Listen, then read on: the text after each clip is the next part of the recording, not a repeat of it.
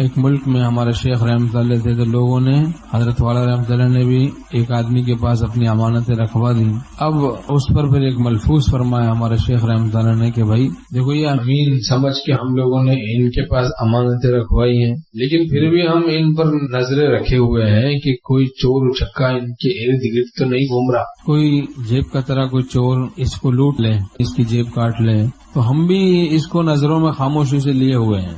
تو فرمایا اسی طریقے سے جب اللہ تعالیٰ کسی کو اپنا تعلق ولایت اور دوستی عطا فرماتے ہیں تو بندہ تو خود امین ہوتا ہی ہے، لیکن خدا تعالیٰ خود حفاظت بھی فرماتے رہتے ہیں کہ کوئی ایمان کا ڈاکو، نسبت کا ڈاکو، ولایت کا ڈاکو اس کے ارد گرد تو نہیں گھوم رہا. تو خود تو حفاظت کرتا ہے اپنی نسبت کی، اپنے تعلق مع اللہ کی، لیکن اللہ تعالیٰ بھی اس کو محفوظ رکھتے ہیں، اس کو اپنی نظر رحمت میں لیے ہوتے ہیں، ایمان محفوظ رہتا ہے.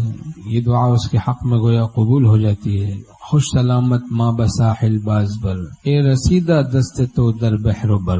مولانا روم رحمۃ اللہ دعا کرتے ہیں کہ یا اللہ سلامتی کے ساتھ میری کشتی کو پار لگا دیں کہ آپ کا دست کرم بحر میں بھی ہے بر میں بھی ہے. آپ سلامتی کے ساتھ عافیت کے ساتھ مجھے ایمان کامل پر خاتمہ نصیب فرما دیں. صاحب نسبت کی اللہ تعالیٰ خود حفاظت فرماتے ہیں، وہ خود بھی حفاظت کرتا ہے، اس کو توفیق امانت بھی عطا کر دیتے ہیں، وہ امانت دار بن جاتا ہے. وہ آنکھ کے بارے میں امین ہوتا ہے، دل کے بارے میں امین ہوتا ہے، امانت میں خیانت نہیں کرتا.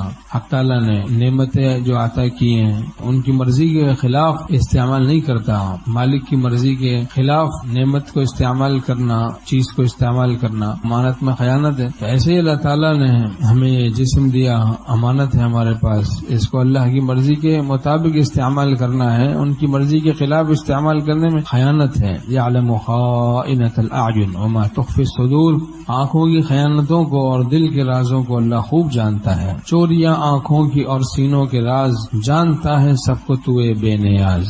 ہمارے شیخ رحمۃ اللہ فرماتے ہیں سارے عالم میں یہی اختر کی ہے آہو فغاں، چند دن خون تمنا سے خدا مل جائے ہے. چند روز ہم گناہوں سے بچ جائیں تو خدا مل جائے گا. پھر حق تعالیٰ جب اپنا تعلق خاص نصیب کر دیتے ہیں تو پھر گناہوں سے خود محفوظ رکھتے ہیں. جو اصلاح کروا لیتا آدمی، تزکیہ کروا لیتا ہے تو پھر گناہوں سے بچنا بہت آسان ہو جاتا ہے، ورنہ حالت خطرے میں رہتی ہے. صاحب نسبت ہو گیا کچھ محنت کر کے، مجاہدہ کر کے، اب وہ صاحب نسبت کی اللہ تعالیٰ خود حفاظت فرماتے ہیں، وہ خود بھی حفاظت کرتا ہے، اللہ تعالیٰ بھی اس کو محفوظ رکھتے ہیں. ایمان محفوظ رہتا ہے، اپنی آغوش رحمت میں اس کو لیے رہتے ہیں، اپنی خاص نظروں میں اس کو لیے رہتے ہیں، محبت سے اس کو دیکھتے رہتے ہیں اور اسباب گناہ کو اس سے دور کرتے رہتے ہیں، اس کو اسباب گناہ سے دور کرتے رہتے ہیں. جس بندے سے اللہ تعالیٰ محبت فرماتے ہیں تو اس طرح سے اس کو دنیا سے بچاتے ہیں. حدیث شریف میں مضمون ہے جیسے تم اس مریض کو جس کی پیاس نہیں بجھتی پانی سے دور رکھتے ہو، کہ وہ پیاس بجھتی نہیں، پیتا رہے گا پانی، تو اس کو پانی سے دور رکھا جاتا ہے. اس طرح اللہ تعالیٰ جن بندوں سے محبت فرماتے ہیں ان کو پھر اس طرح سے دنیا سے دور رکھتے ہیں، یعنی غفلت سے دور رکھتے ہیں. چیز دنیا از خدا غافل بدن نے قماشو نہ کراؤ فرزند دلن. دنیا کس چیز کا نام ہے؟ دنیا نام ہے اللہ تعالیٰ سے غفلت کا.